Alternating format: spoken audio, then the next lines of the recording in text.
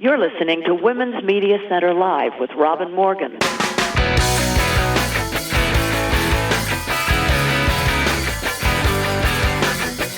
Welcome to Women's Media Center Live.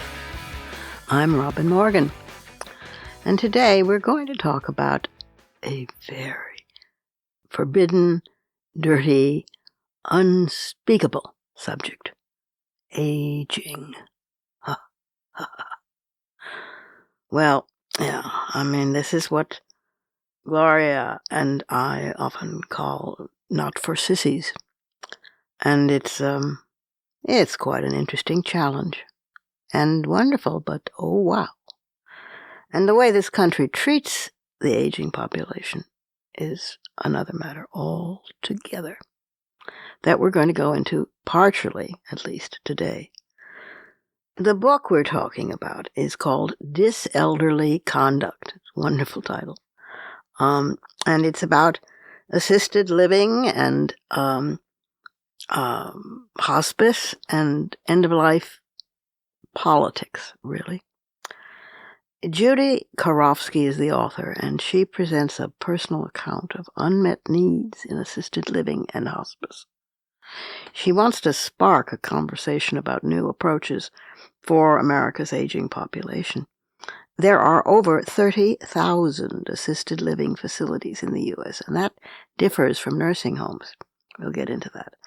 But most are unaffordable for middle-class Americans and are fraught with staffing deficiencies and mismanagement.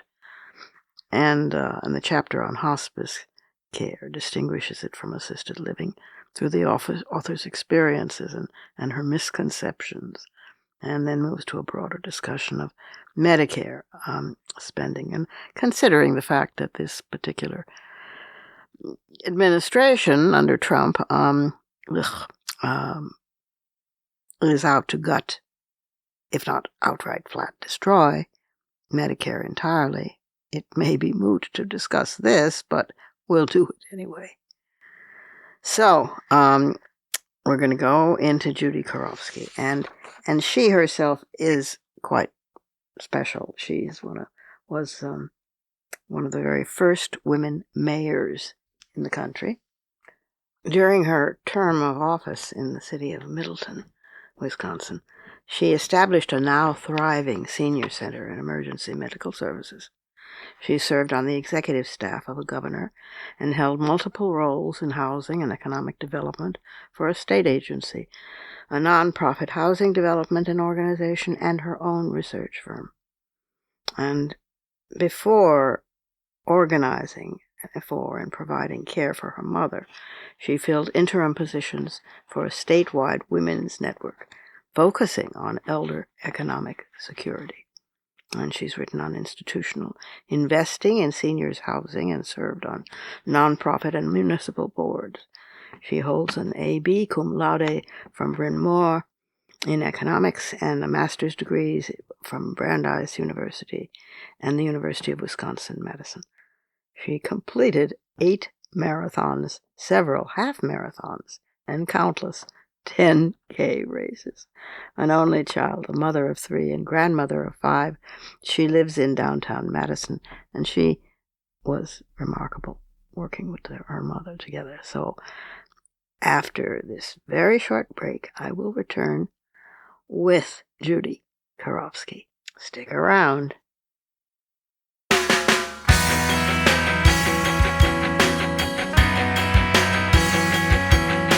Subscribe to this program on your favorite podcast platform and leave us a review.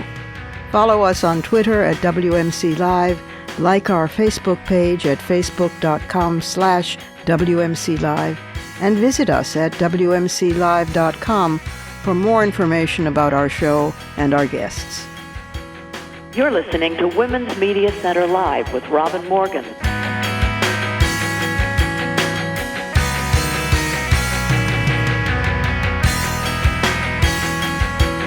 Judy Karofsky, welcome to Women's Media Center Live.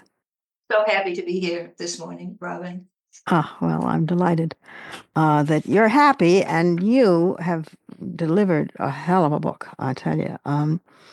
It's called DisElderly Conduct, the flawed business of assisted living.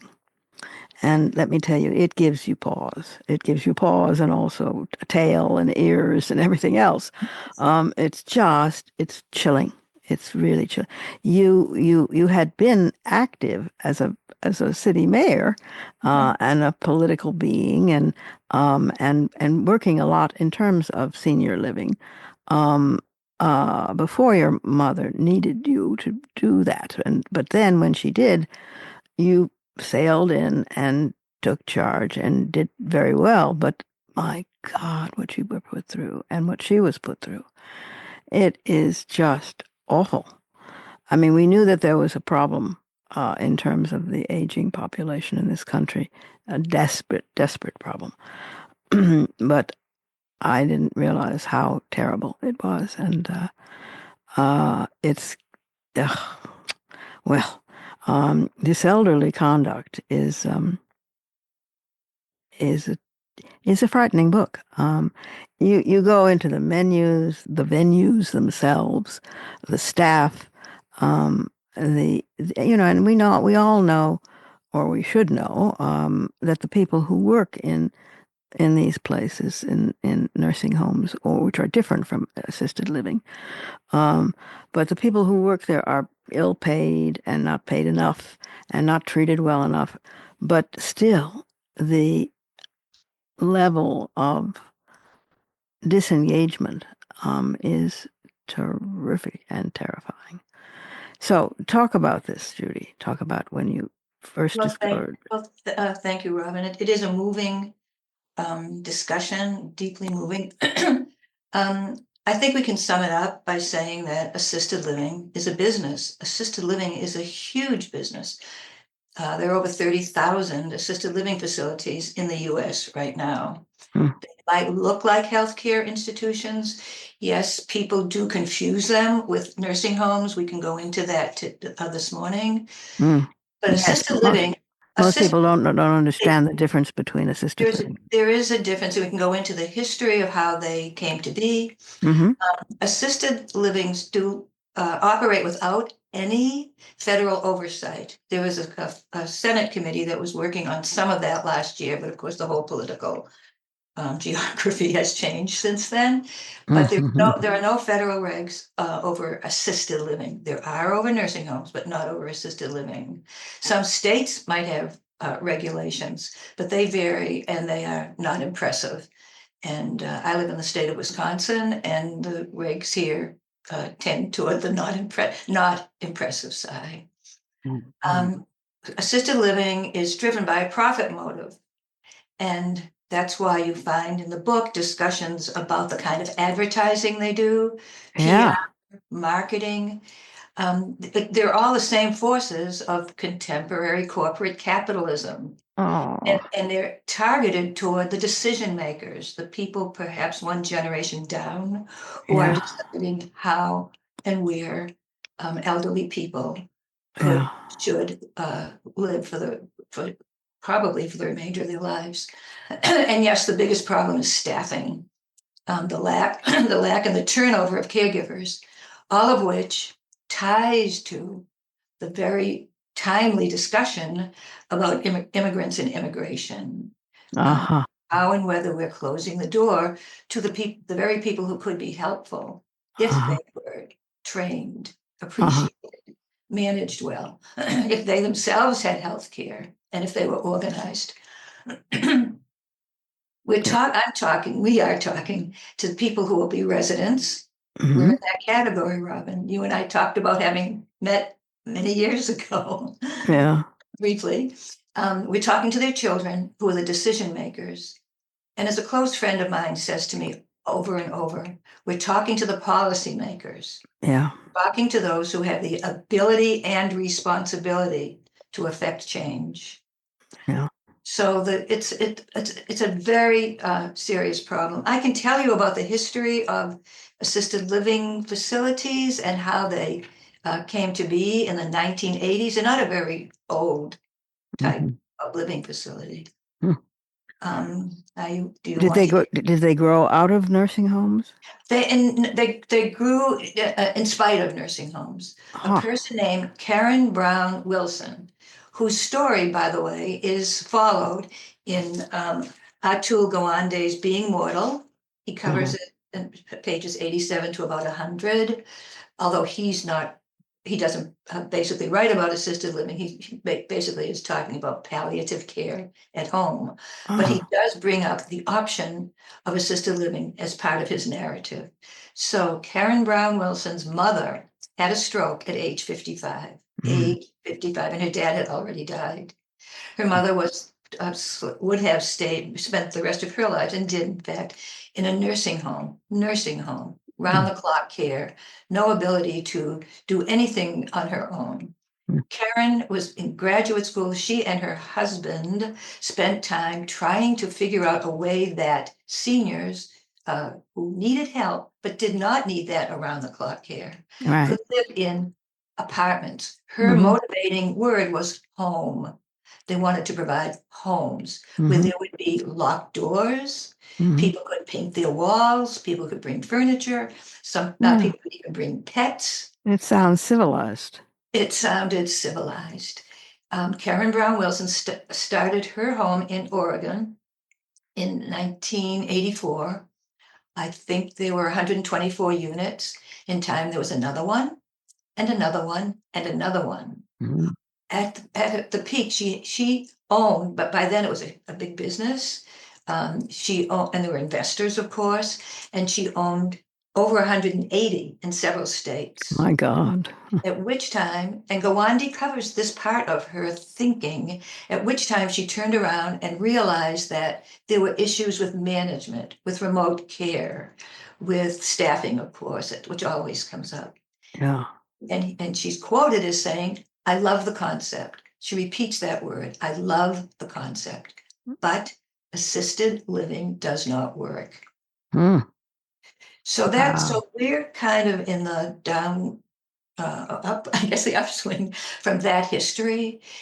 And I cover this in the book, Robin, because I had the ability to do it as somebody who had studied real estate development and urban land economics.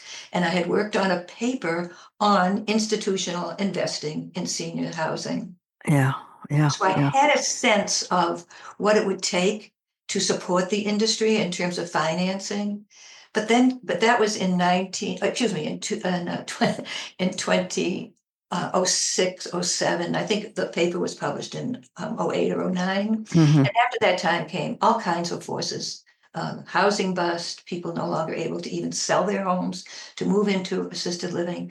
But I remained interested in the investment side of it. What would drive people to see assisted living as a reasonable investment, and more so than nursing homes? Well, here's the simple answer. Nursing homes are regulated. They're funded through Medicare. Assisted living, no regulations. The federal government, zero. States, minimal. And they're supported by private pay. Wow. Now we're talking about people who have the ability, hopefully, even with what's going on now, and I don't mean to say that with a laugh, but I just did. Right now. For watching their IRAs, their Social Security, their personal savings. Those are the three. Tank, yeah. Yeah, or dip. Yes. And so that's what funds assisted living. And the end of the story, and in the remaining chapters, after I cover things that you alluded to in the beginning, the thread of my mom's existence, because we haven't said yet, she actually lived in 6 different facilities. I noticed that in the book, and I thought, wow, that's a lot of moving around. A lot of moving, a lot of packing boxes, a lot of reorienting her. Yeah. Wow. But in the overall macro economy, in the larger sense, what has happened recently, both to nursing homes and in fact to hospitals and to assisted living, is the intrusion of private equity, REITs, big investments. So the decision-making moves farther and farther and farther away from the individual facilities and, of course, from the residents. Wow.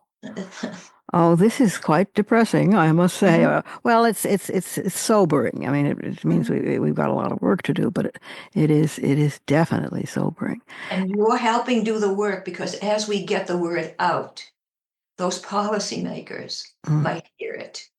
And Well, we a, hope. sub, a subtitle for me is that this is a policy-driven memoir. Yeah. Well, that's a very good subtitle for it, my dear. It's extremely good. Because I mean, well, just so many things. For first of all, unless it's regulated, it's hopeless, I think. Mhm. And two, if it's regulated, then that's a whole other set of questions as well. Mhm. As it is with nursing homes, and we've seen what had happened with nursing homes. Um, but oh my God, it's the whole terrain of what happens to older people in our culture is not a happy one. It is definitely not a happy one.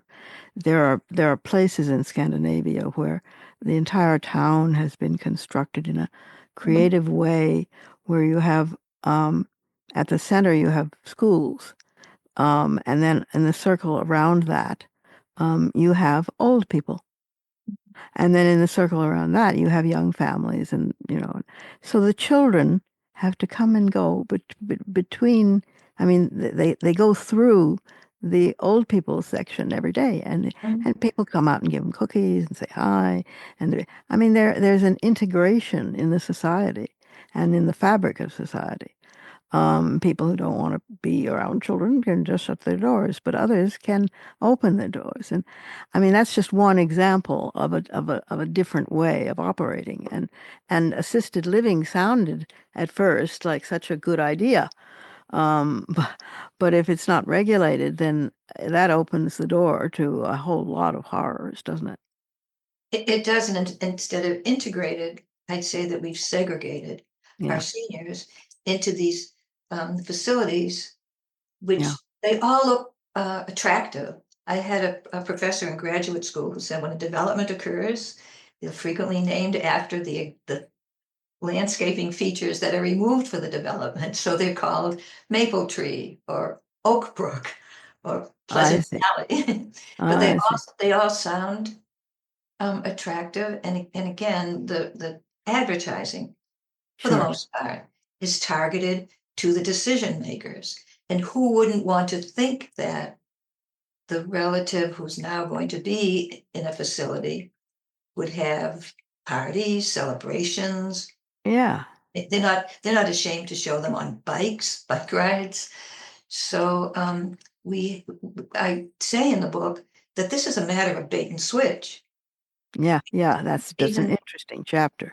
Yeah. even though they offer or proclaim that various activities will occur to attract the decision makers. Yeah.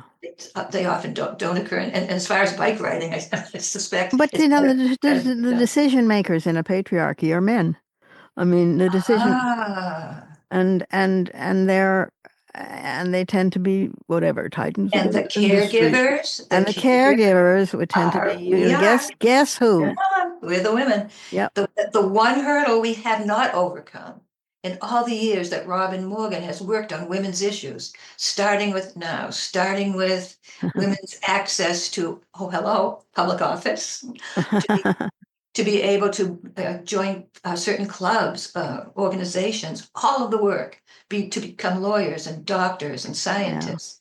This one we have not cracked. No, we have not. No, we We're have not. still the caregivers. Yeah, and I don't, there's a way, Judy, in which, honest to God, I don't see that there's something wrong with that. I mean, if everybody were a caregiver, that's a wonderful world, Mhm. but the problem is that it's not everybody, and it's not sequestered that way, and it's not, And or rather, it is sequestered into little categories where you're a woman, so you do this and that, and I and the mean, roles do reverse. that's I right. have Uh, two very close friends, and probably many more, where unfortunately it's the wife or the Yeah, woman in the partnership who is fading physically and emotionally and cognitively, and the good husbands have stepped up and they're doing the work. But but I think we've tagged it. Yeah, and that's not standard, you Mhm. know. It's fairly rare, and um, and then when you compound that with age, I have one friend who says, I've discovered I have a superpower, and I said, what? And she said, well, it's age discrimination, and I said, why? And she's my age, and she said, well, I can be a kleptomaniac anytime I want. And I said, what do you mean? What did she said? Because nobody sees me. I can stand in line waiting for a cash register at a clothing store or wherever, and just be completely invisible. They will wait on somebody else. They will wait on two other people, on five other people, and they will not. They will look right through me. I could walk off with a diamond necklace. She says it's my superpower, and she's half. Stand at the bar waiting for a drink.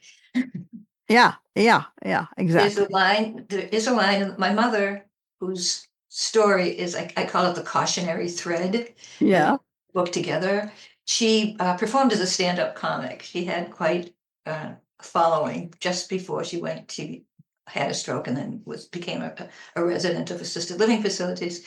One of her jokes, and it's in the book, so now you'll have to read it, is about the invisible woman. yes, Absolutely, yeah. with Just doesn't exist. It's absolutely it can be they could put a hand right through me. I mean, and through Suzanne. I mean, it's just, but it's of course deeper than that and crueler than that. And I have discovered that um, having a potty mouth is a very good thing for older women because they don't expect it. And if you let loose with a string of blue um, invective. The, well, I'll tell you a recent example. There were some young men standing very manly spread in on the middle of the sidewalk, and I was tootling along in my very slow, fairly slow way, and had a bag of groceries with me, and so I was balancing a number of things, and they wouldn't move, and so I had to step into the tree pit. Mhm. And I went down. And they sort of looked at me. They were about 19, 20. And they sort of looked at me, oh, and as in like, huh, look at that. She went down. And there I was, sort of spread eagled in the tar of 7th Avenue, and not amused at all. And I was checking, my extremities to see that everything was still there. And one of them finally said, "Hey, lady, you all right?" And I said, "Fuck, no, you son of a bitch," and screamed it. And they all were absolutely gobsmacked. And so then I struggled to my feet, and I had a cane with me, and I aimed at his genitals, and I hit them. And he doubled over, and he was not amused at all. And so he said, "Oh, that fucking little baby, oh, that terrible old lady, that." And I was quite relieved and felt much better about life. Indeed, this was blue. Yeah, yeah. It was blue, and it was worth it. It was a lovely cornflower, bright blue. It, so I recommend this for old women in particular because, Why I bought the cane. well, yeah, It's exactly. it sounds like it's funny and we can giggle at it. Paula Spahn, who writes on aging for the New York Times, several times has used the word ageism, and she refers to Yes. the person who invented the word, and I use it several times in the book. It's that pat on the head that says you're just a little old person. We don't have to pay attention to you today. Go No. away, Yeah. away. Yeah. Yeah. And that's one of the problems, the thread, another thread that from the good intentions about assisted living. That's what it's become, from the good Yeah. intentions of Karen Brown Wilson to provide a home.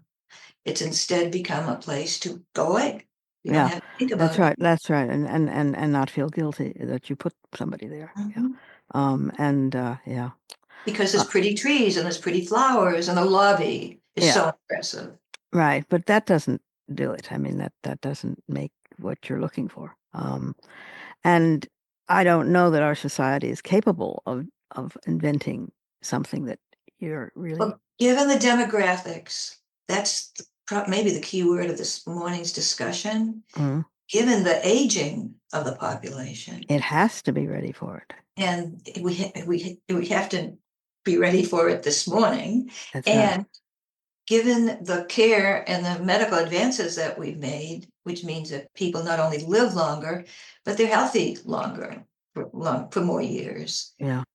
They do not, they might start to age and need help in certain areas, but they do not need to be admitted to nursing homes. Exactly. They No, there can. are very fine lines of differentiating between the person has this but not that. And Mhm. so they don't require a such and such because they only require a so forth. I mean, these are real distinctions with real lives behind them. And when people are lumped together, it's always bad. When they're women and old, it's really bad. It's really bad. And at a distance from their families, which has happened in the society. Yeah. People, that's has been happening for longer than we've been on the phone. People moving away for various reasons, for professions, for education, divorces, Yeah. people's families splitting up, old people becoming older without family caregivers nearby or in the house. Yeah. And even those cultures which supposedly had a reverence for the older relative, like Japan, the word for a widow is tatami mat, and because it's something you wipe your feet on. So it's just you have to go a little bit deeper and see what's going on. But it is still the borderline that cannot be crossed. It nobody wants to go there. Nobody wants to look at it. What do you recommend? Is this, are we Right. still on, are we Yeah. still on the air? Oh Because yeah. And I know that you've talked about this in the book. because And people ask me that all the time. I receive calls from friends and friends of friends and relatives of friends and people I'd never heard from before. I don't know what to recommend. Sometimes I tell people, I mean, the decisions are, and we're talking about what do I recommend for someone who's faced with a decision about somebody who needs to be cared for more than they can care for themselves in their home, right, correct? right. So the first one is proximity. My mom didn't move to go to assisted living. She moved from Florida to near my home in Wisconsin, but she was needing um, companionship but she didn't move into my house. Then came the assisted living. But at that time, it was the simpler, more expedient decision was to have her move into the assisted living that was part of the continuing care retirement complex. Mhm, Continuing care. That's mhm. kind of the evil phrase. What does that mean? What does it mean? Does it mean that you will sign in for independent, Yeah, keep your car, travel, like even internationally, and then yeah. they What move the hell down does that hall. mean? Yeah. So they have you thinking that you'll be part of that institution, but you don't have to. It really does not mean that you signed up for that facility. What we realized in my mom's case, that the assisted living that was attached to her independent living complex, for many reasons, we live in the book, we're not, in time, we're not healthy or helpful for her. Right. But proximity is one thing. Availability.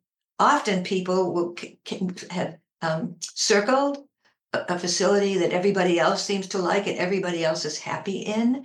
And a very good friend of mine told me about one that she has apparently been looking at where there is a 2-year waiting list. Oh So God. how much can happen in 2 years? And one of my first thoughts was, yeah, but how many people on that list are also waiting for other facilities in the area? That's So right. but you can't know. So proximity, um, other people that you know who were there. We made one decision because I knew somebody who had been she had been the leader, I think, of the Girl Scouts in my city. And I thought, well, if she made that decision for her mom, I can make it for my mom. Yeah. How silly was that? Yeah. So there's so many ways that people make decisions. But I mean, if you had your, and I know, and I know it's hard. I've read the book, but Yeah. but I know what you imagine you recommend, but I don't What I I don't know. recommend, honestly, is to Yeah. stay with it. Somebody still needs to be there. Yeah. Yeah. That I don't think I actually say that as explicitly in the book. I talk about my presence, but somebody really, You were amazing. You really were. You were there for her. By God, you know. I didn't realize what I was doing till I was doing it. And she, fortunately for all of us, was not dying from Alzheimer's. So she knew who I was. When I came in every day, she said, "How did you know I was here?" I see. She knew who I was, who my kids were, who my dog was. So I had that positive Feedback. yes, exactly. Thank you. And hopefully I was also giving her positive feedback. But I do say this in the book. Assisted living is not for unaccompanied elderly people. Ah, it's a cruel situation. We can Yes. make some changes. We can have some people pay attention. Senator Liz Warren was part of a Senate committee that met, and she was quoted publicly. And this was January 2024, so before big changes occurred, both politically and economically, and worldwide. But she was quoted in the Washington Post saying, "We have to do something, and we have to do it now." Yeah. So there are some cracks, and we should pursue them all.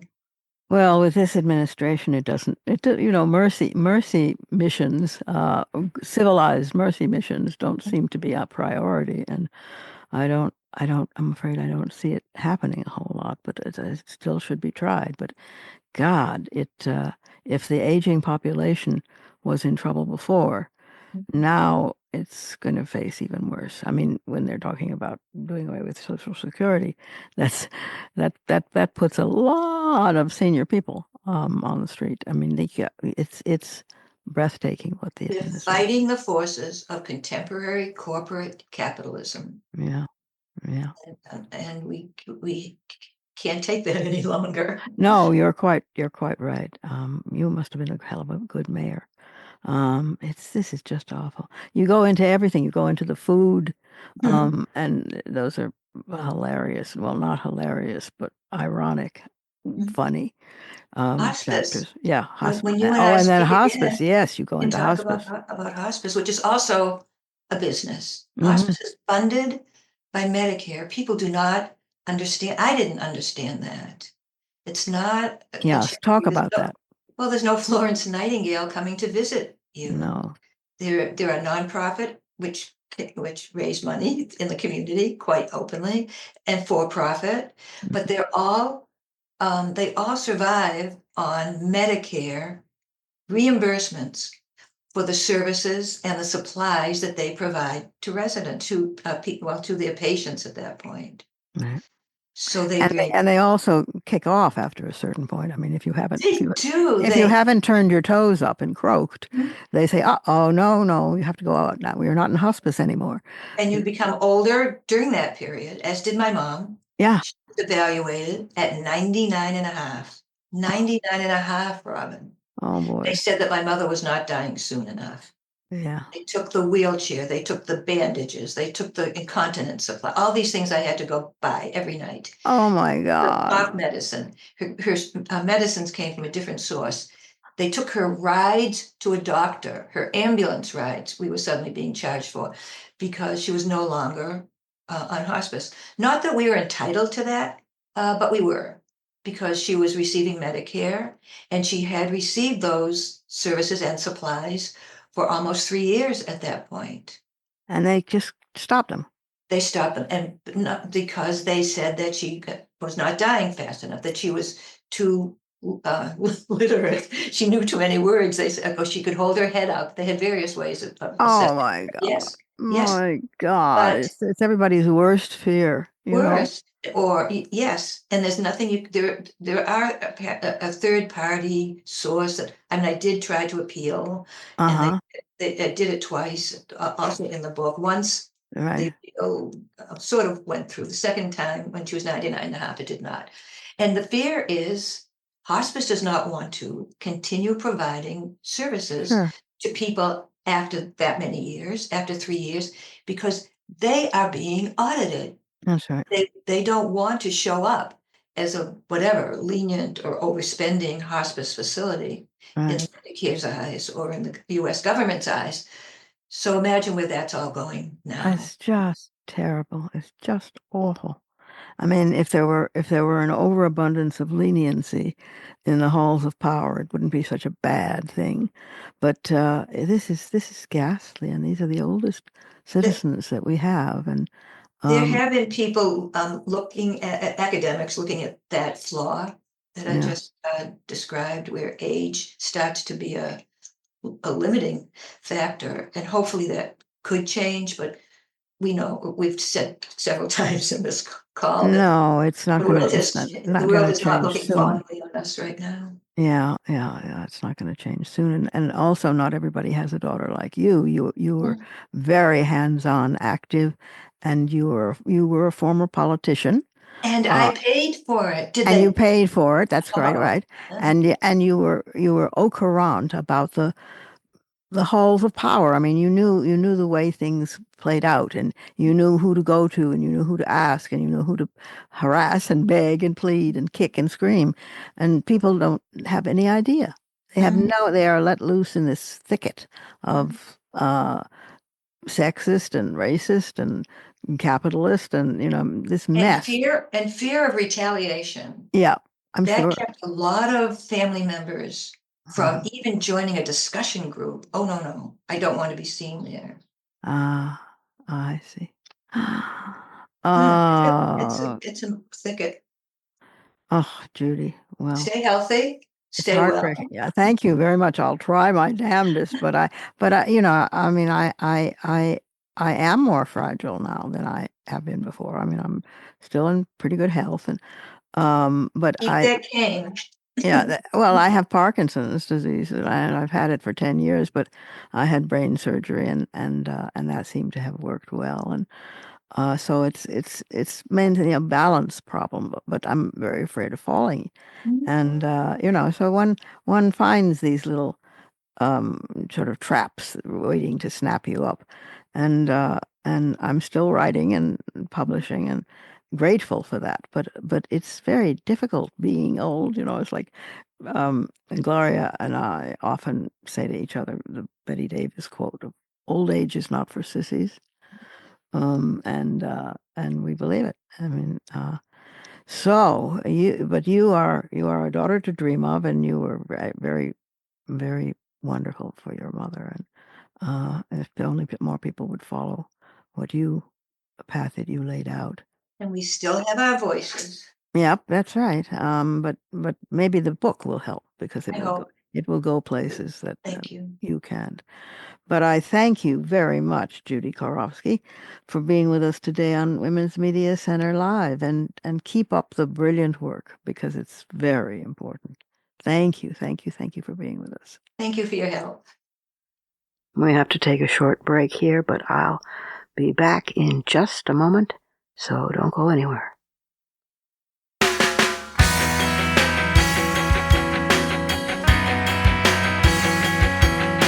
The Women's Media Center, founded in 2005 by Jane Fonda, Gloria Steinem, and myself, is a progressive, nonpartisan, nonprofit organization working to make women visible and powerful in media. You can learn more about the WMC at womensmediacenter.com. You're listening to Women's Media Center Live with Robin Morgan.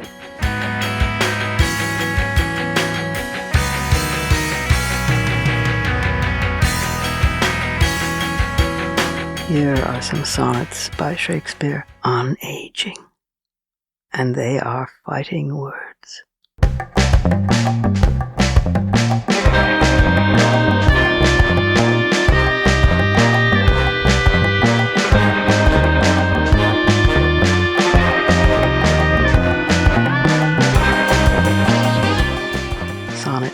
too. My glass shall not persuade me I am old, so long as youth and thou are of one date.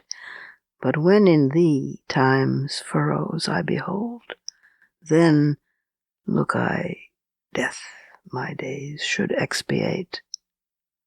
For all that beauty that doth cover thee is but the seemly raiment of my heart, which in thy breast doth live, as thine in me. How can I then be elder than thou art? Oh, therefore, love, be of thyself so wary as I, not for myself, but for thee will, bearing thy heart, which I will keep so chary as tender nurse her babe from faring ill. Presume not on thy heart, when mine is slain. Thou gavest me thine, not to give back again. And Sonnet 104. To me, fair friend, you never can be old, for as you were when first your eye I eyed, such seems your beauty still. 3 winters cold have from the forests shook, 3 summers' pride, 3 beauteous springs to yellow autumn turned. In process of the seasons have I seen 3 April perfumes, in 3 hot Junes burned, since first I saw you fresh, which yet are green. Ah, yet doth beauty like a dial hand steal from his figure, and no pace perceived. So your sweet hue, which methinks still doth stand, hath motion, and mine eye may be deceived, for fear of which, hear this, thou age unbred, ere you were born, was beauty's summer dead. And here is Sonnet 73. That time of year thou mayst in me behold, when yellow leaves, or none, or few, do hang upon those boughs, which shake against the cold, bare, ruined choirs, where late the sweet birds sang. In me thou seest the twilight of such day as after sunset fadeth in the west, which by and by black night doth take away, death's second self, that seals up all in rest. In me thou seest the glowing of such fire, that on the ashes of his youth doth lie, as the deathbed whereupon it must expire, consumed with that which it was nourished by. This thou perceiv'st, which makes thy love more strong, to love that well, which thou must leave ere long.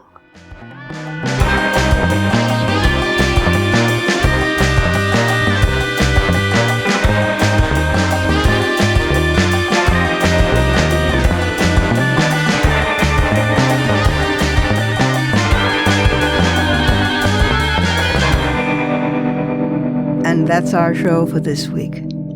You can follow me on social media at The Robin Morgan. You can check out my blog at robinmorgan.net, and you can find my new novel, Parallax, and my just-out new book of poems, Harvesting Darkness, wherever books are sold. Portions of this program were taped earlier. Views expressed here do not necessarily represent the WMC. Here's the family for Women's Media Center Live.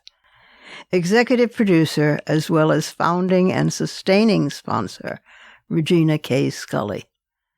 WMC president and co-executive producer for this program, Julie Burton. I'm Robin Morgan, your producer and host. Thank you for being with us.